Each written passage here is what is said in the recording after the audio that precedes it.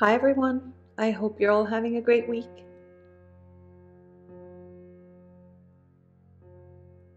This week I feel like trying something new with my watercolor ground, and I've pulled out a piece of watercolor paper, not anything expensive. I'm just using some Canson watercolor paper that's relatively inexpensive. I'm applying some watercolor ground over the surface of the watercolor paper, and then I'm going to use a fork to create some texture.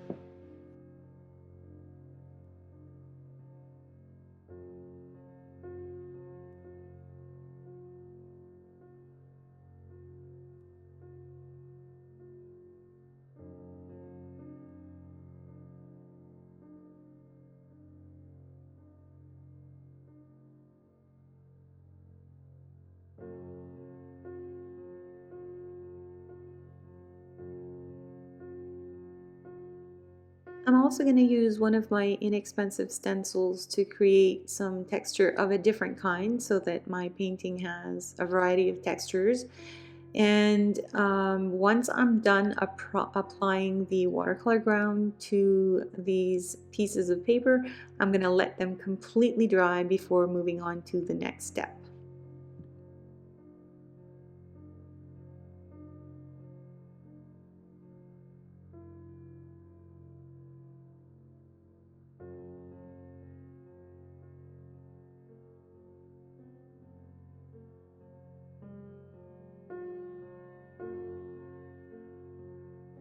My textured papers are now completely dry, but I don't want to leave them as they are. I want to rip them into some smaller pieces that I'll use over the surface of my watercolor paper. And like I used Canson paper for the application of the watercolor ground, I'm gonna not be sticking these pieces of watercolor textured paper over anything expensive. I'm covering most of the surface of the paper, so I feel like it may not be worth using an expensive paper for that.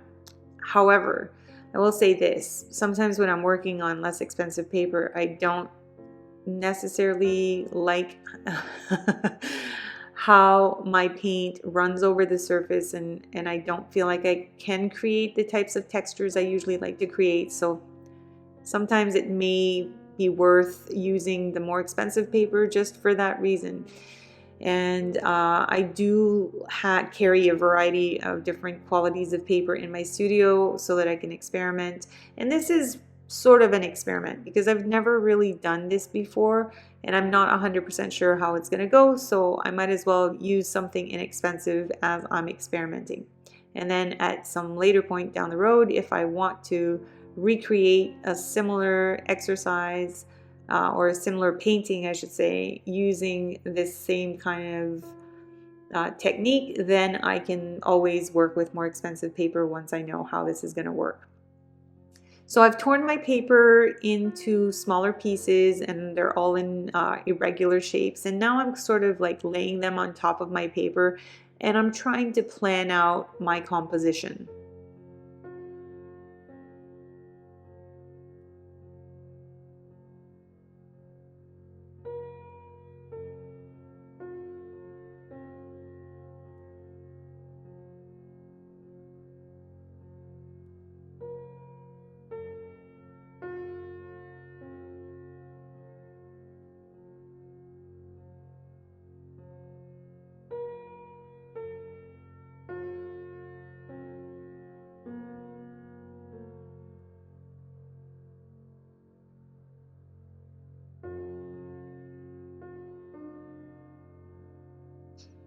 As I'm playing with the idea of my composition, I'm really looking to create not something necessarily very specific. I'm just looking to apply my papers in a way that I find visually appealing. If I feel like one specific piece of paper may be too big, then I simply tear a little bit more off. I'm moving them around in a way, like I said, where it feels a little bit more appealing to me. If then one piece of paper like this one is sort of sticking like I like it, but I'm not loving it, I might just replace it with something else that I think works better.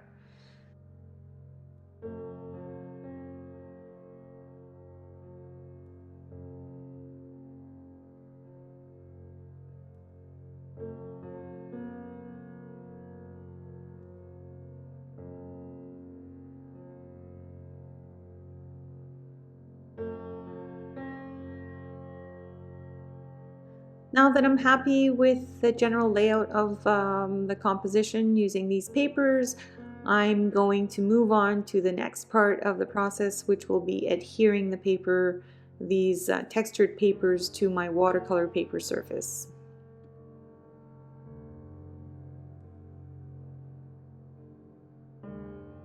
As you may know, I'm in the process of moving right now, so I was only able to find matte heavy gel to adhere my paper, to stick my paper on the on the other paper.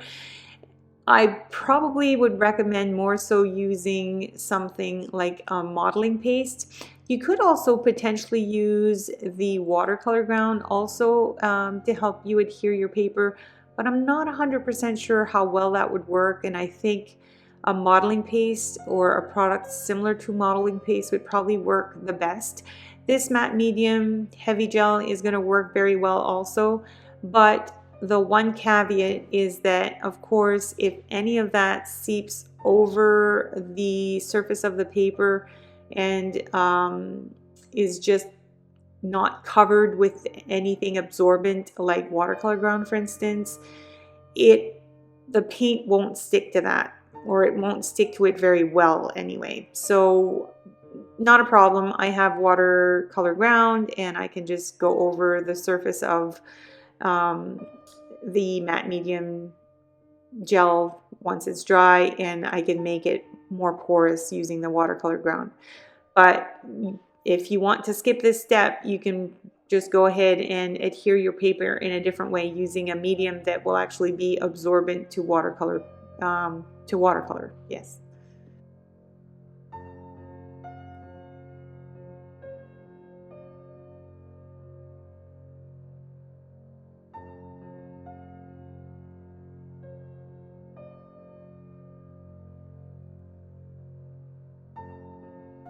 I'm happy with the placement of my textured paper, and now I'm gonna let the medium dry. And to do this, because I'm making the surface a lot thicker than I usually used to working with it, I'm not 100% sure that the paper won't dry in a very buckled way, because sometimes these mediums, these texture mediums, they shrink as they're drying, and that might make the paper buckle more. So I am going to flip my substrate and I'm going to weigh it down with some books.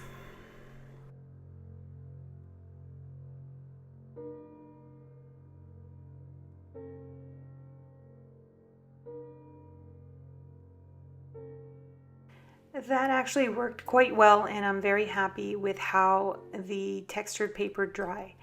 So now I'm going to add a little bit more watercolor ground, and I'm going to create a circle with my watercolor ground, and then I'll texturize that using a fork as well.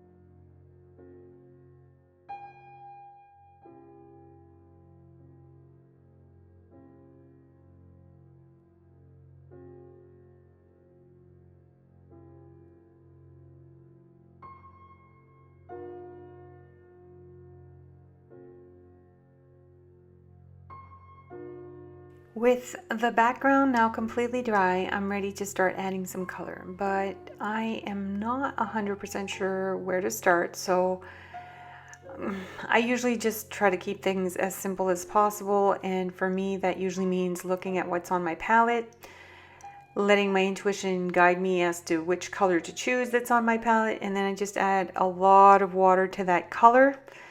And I create a very light wash of color on the background. This helps me to just get the process going, and it sort of helps to release me from a little bit of that anxiety that sometimes comes from looking at a white background or white piece of paper or a white canvas, and it kind of feels like a little daunting. What am I going to do next, or how am I going to do this? How am I going to get started? So just adding a light wash of color gets the process going without being too overly committing. And once this dries, it'll dry much lighter because of course it's watercolor and watercolors do that. And I may at this point have a better idea what I want to do. And so that's kind of how I do things. I let my intuition guide me step by step, and decisions are made on the spur of the moment as I go along. I'm still not 100% sure what I'll do after this, but this first layer will need to dry and then I'll decide. Since my intuition first guided me to adding some quinacridone gold as a background or a first very light layer of color on my paper, I decided that I was going to keep working with that, and I'm going to just start intensifying that color on my background. I'm not going to put it all over the background. I'm going to be very selective, and I'm just going to, again, let my intuition guide me in my decision process. But this is where I've started, and I am going to keep adding different colors as I go along, depending on what I feel needs to go. It's like it's a hard thing to describe because it's not something that I predetermine. I kind of let it be a decision that I make as I go along, and hopefully you can let yourself play and experiment with this as well, and over time you sort of get an instinct for those things. And I don't know that my instincts are always right. Sometimes I experiment and it doesn't necessarily turn out exactly the way I would have wanted it to, but that's how I make discoveries and learn what I like and what I don't like. So it's good to experiment. It's good to try things and to not be too attached to the final result, because anything can change as we go along. And that's the beauty of working in a creative way like this.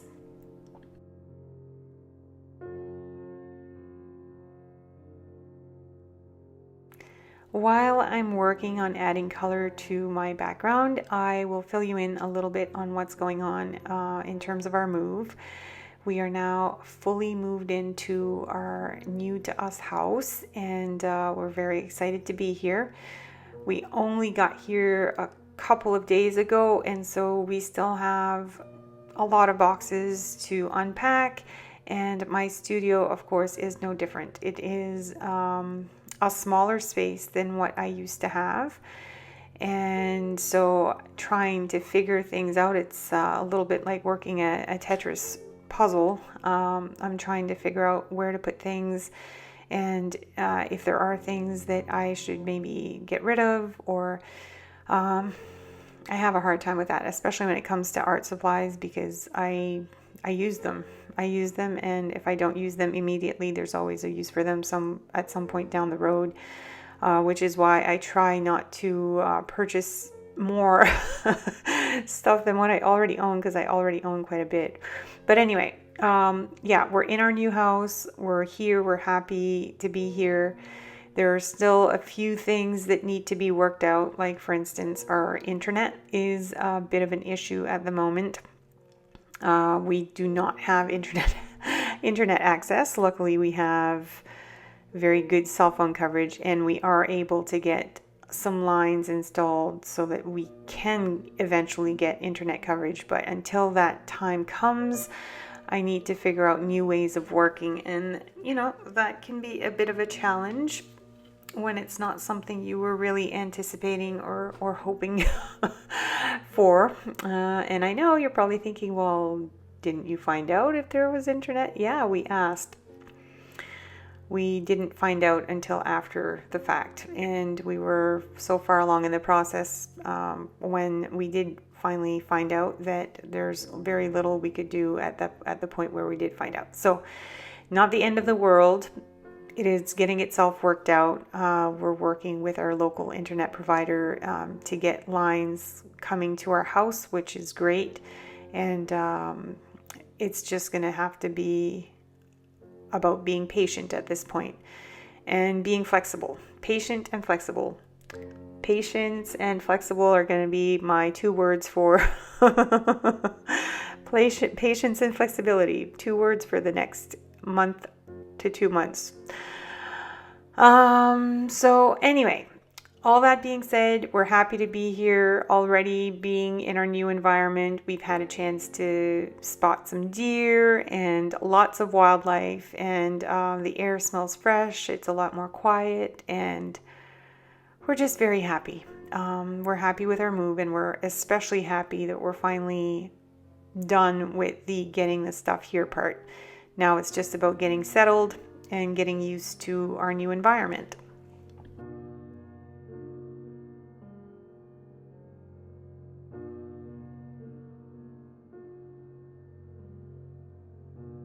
All right, I'm gonna bring things back to my painting process to explain a little bit of what I'm doing here from the perspective of adding color. I know I've had a couple of people ask me how I can blend my colors and not create mud. And I guess my best advice for this is to really start with very light washes and to build them up. Certain colors, of course, blend very well together. If you look at the 3 primary colors, if you blend orange and yellow and red, you create orange. If you want green, you mix blue and yellow, and so on. So some colors just naturally blend really well to create other beautiful colors. That's a very simple starting point, if you will. And if you stick with colors that are in the same warmth, like if you stick with blending cool colors together, you should also get something nice. But when it comes to blending colors that are complementary, so colors that are opposite to each other on the color wheel, they will tend to create neutrals, which could also be considered to look like mud. And if this is not necessarily what you're going for, I can see how that would be a frustrating thing to happen. So I'm blending here my quinacridone deep gold, which is a warm color that tends to lean towards yellow. And you'll notice that I'm adding it next to some turquoise. And of course, when the 2 blend together, they create a nice green. They go relatively well together. And so I'm using a lot of water with my pigment, and I'm gently trying to blend them in using very gentle brush strokes. If I go in too heavy with pigment, that could also create some effects that at this point in time in my painting process I do not want to create. So it's all about really building up very light layers of color and slowly but surely adding to that, and then in between the layers of color letting it dry. So I added some color here after adding the color while the paper was still damp. I added some salt because I want to create some textures around the other textures that are in the painting through the collage work that I did. I want to create some other textures, so I added some salt in order to do that. And then I'm just going to let that area dry, and I'm going to work on the top. I here realized that I had moved my canvas or my substrate to try and let the paint drip a little bit, and then I pushed it off camera a little bit, but we're not too far off camera. I think you can still pretty much see what I'm doing, and I'm basically just sort of repeating what I did on the bottom, going in with a light wash of color. I'm going to add a little bit of turquoise again, and just blend that in gently. And once I'm done with that, I will add a little bit of salt, and then I'll let that whole layer dry.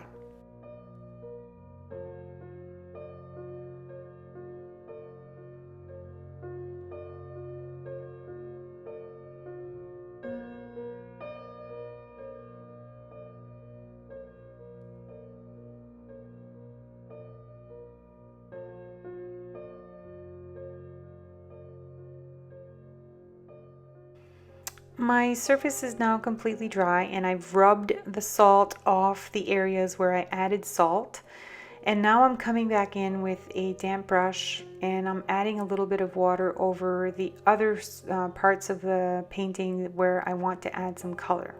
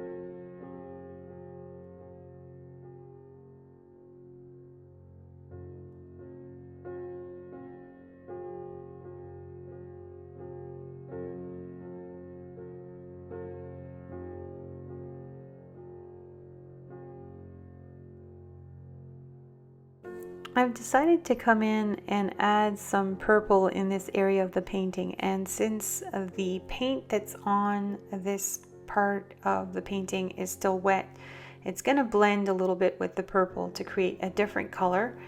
And I'm gonna work with this. I really actually quite like this, and then I'm gonna start to blend down a little bit more purple, because I do want the purple to show. Because it's blending a little bit with that turquoise, it is gonna be cohesive with the painting, and then it's gonna have a little bit more brightness. But I'm also gonna add a little bit more purple elsewhere in the painting, so it won't just look like it's not well placed or something. I don't know what the word is. I must admit I am extremely tired. I'm kind of running on fumes right now, so it becomes really hard for me to speak and to think of words the more tired I get. So hold on.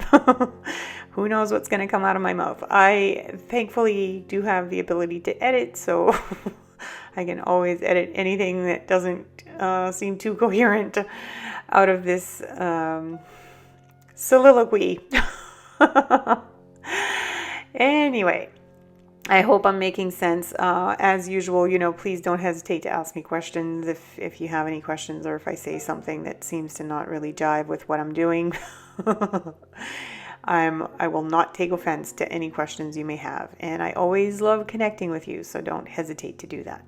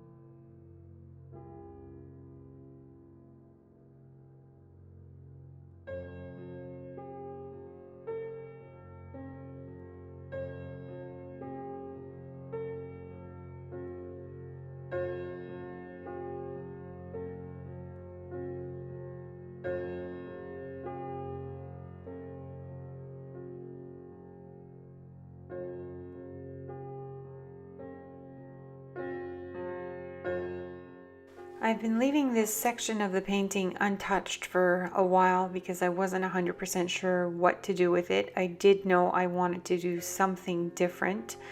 Maybe have an area where there's a more neutral color, and so I've started off by adding a light wash of this neutral tint. This is a color that I really love to work with, and I actually haven't used it in quite a while.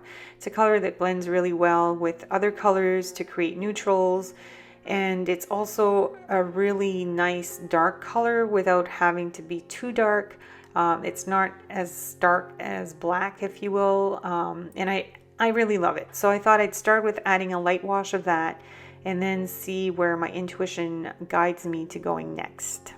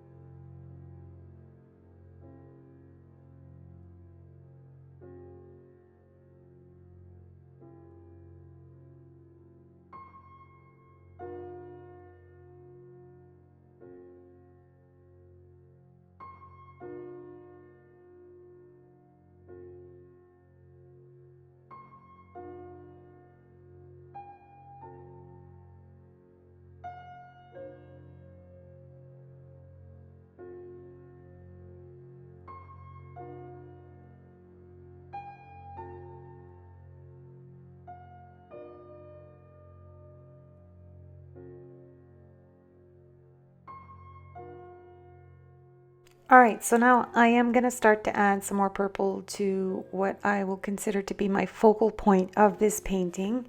It's going to look a little out of place at first until I start to add some more color to it and blend it more with the colors that are already in the background. But I do want to have this color in the painting. I felt drawn to adding it, and I think the purple looks really nice against the turquoise, and it also looks really nice against the quinacridone deep gold. And once I make some little changes to it and tweak it a little bit, you'll see that it will fit a lot better eventually.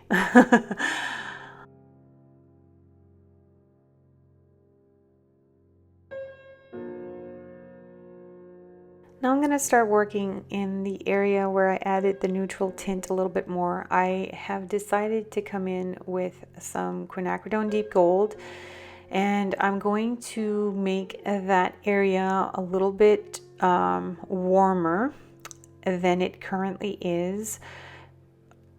I think this will blend better with the rest of the background in the painting, but I don't want to make it exactly like the background in the painting because I want this area to stand out as sort of its own thing. Some of you may be wondering, you know, what is this supposed to represent? And I mean, it's an abstract painting. It's an abstract watercolor collage painting. There's a number of things that come to mind. For me, it's like when the continents were splitting apart, you know, like it kind of reminds me of that because it almost looks like there's a little bit of South America on the bottom and then maybe a bit of North America up top.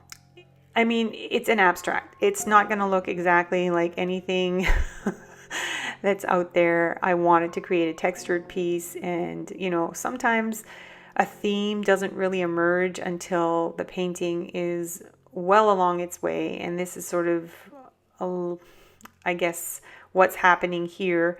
I don't really know exactly what it's supposed to look like. I don't think it's supposed to look like anything except it's an abstract painting. And it is reminiscent to me of landscape, like as seen from the earth. From not from the earth, but from from the moon. Not that I've ever been on the moon. Oh God, I'm tired. So yeah, I've got the giggles, and I may not be making a whole lot of sense. Of course, I've never been on the moon. I'm not an astronaut. Sometimes I do feel like I'm a little out there. Anyway, please bear with me. I'm gonna make this work somehow.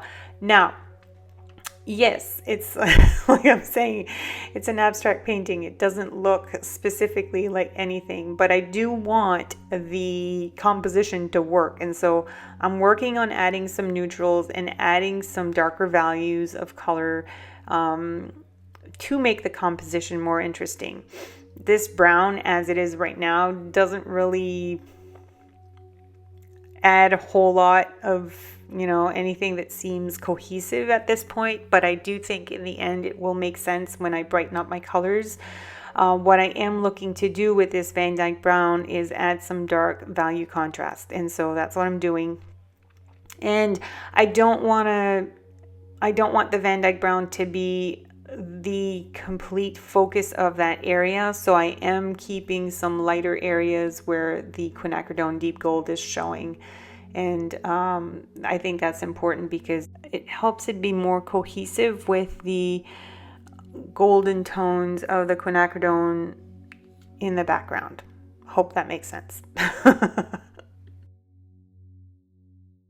In order to darken up this value even more, I'll add some more neutral tint on top of the Van Dyke brown, but not all over this area of the painting, just in some specific sections, like for instance around that little rosette looking focal point that I created. I think it will help to make it look like it's popping a little bit more to do so and give it more visual interest.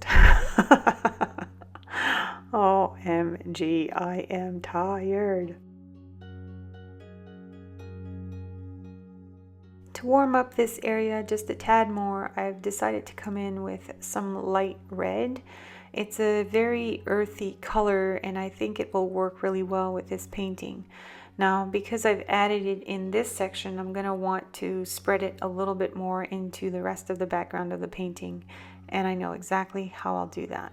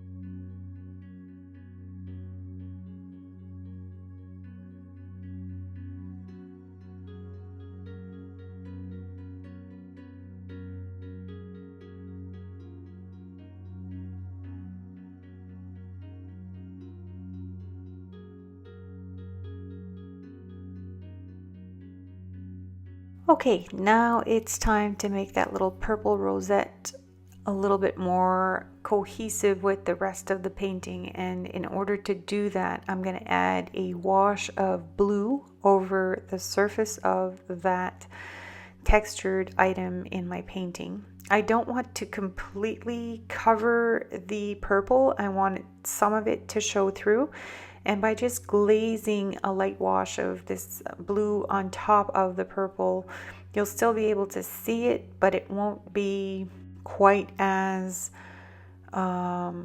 apparent, or it won't stand out as much as it was before, because I think before the reason it was standing out so much is because it didn't seem to fit.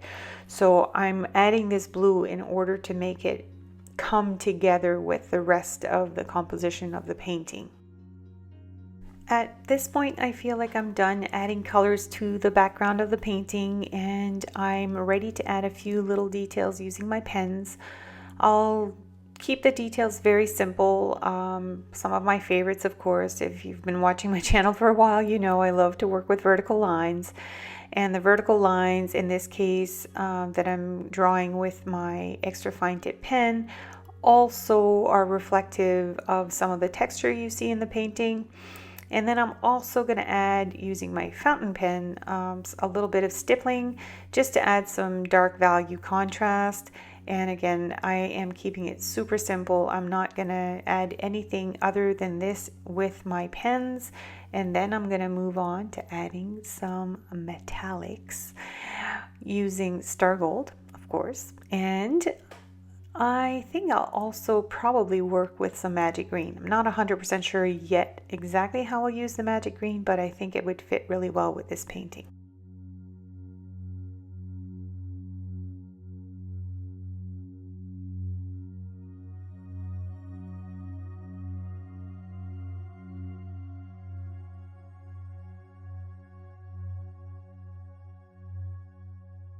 I love how adding the blue on top of the purple on my focal point really helped to transform that area, but it's a focal point. I want it to stand out even more, so I don't think there's any better way for me to do this than by adding some Star Gold.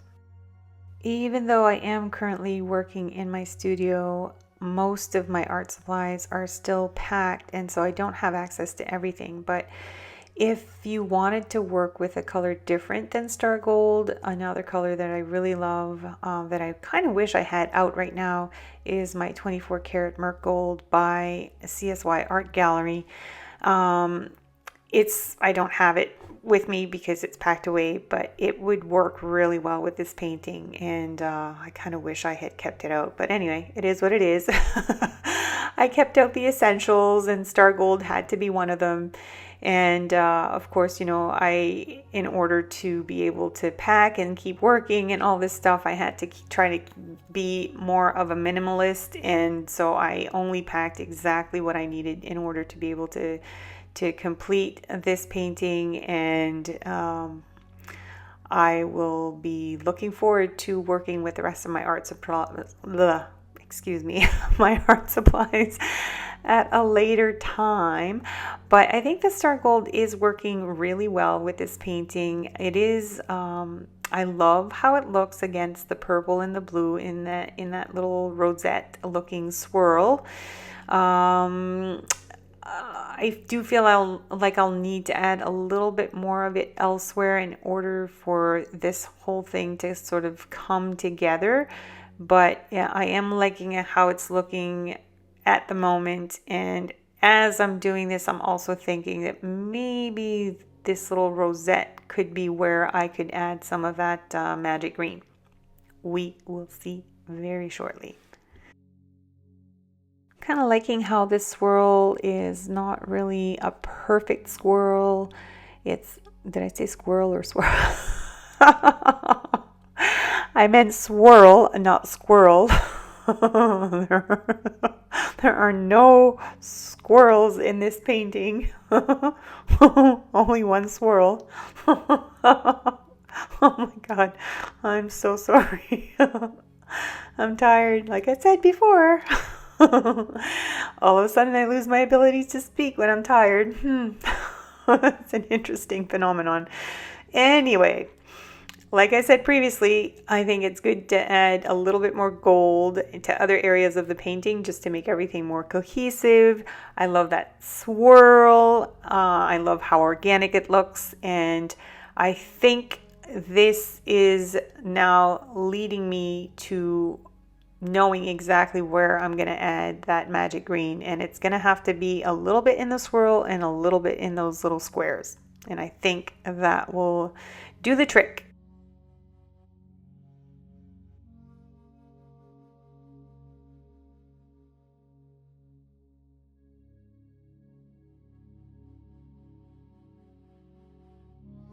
With these first initial little strokes of the magic green, I must confess that I'm not 100% sure I'm liking where this is going, but the more I add it, it does seem to work a little bit better.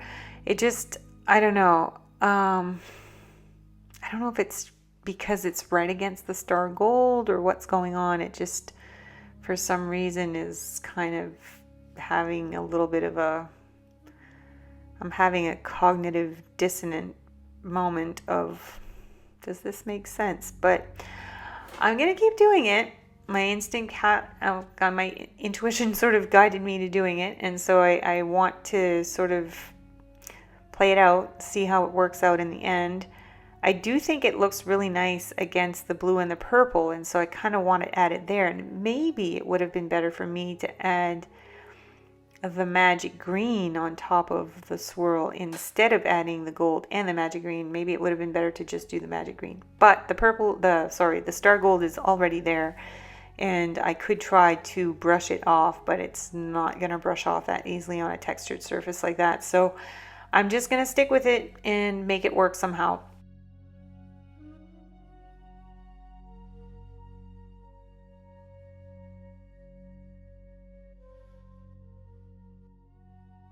Maybe it's not so much that I don't like how the magic green is looking against the star gold on the painting, but I think I just don't like how it looks under my studio lights. That sounds a little bit strange maybe, but when I'm looking at it from a different angle and I turn the studio lights off, it seems to look different and better to me for whatever reason. But maybe it's just my tired eyes. I don't know. I am still thinking that it's good that I'm adding the magic green, especially that I'm spreading it a little bit into the rest of the painting since I have it in my focal point. And yeah, I'm just going to choose to accept. It is, yeah, I like it. I don't love it in the rosette in particular. I do think maybe, and this may be a suggestion to you if you're trying this at home, maybe start by adding the magic green before adding the star gold to your focal point on top of the purple and blue if you create a painting like this, and see how that works, because somehow in my mind I think that might have been better. Anyway, I will not know on this painting, but I might give it a try on some other painting at a different point in time.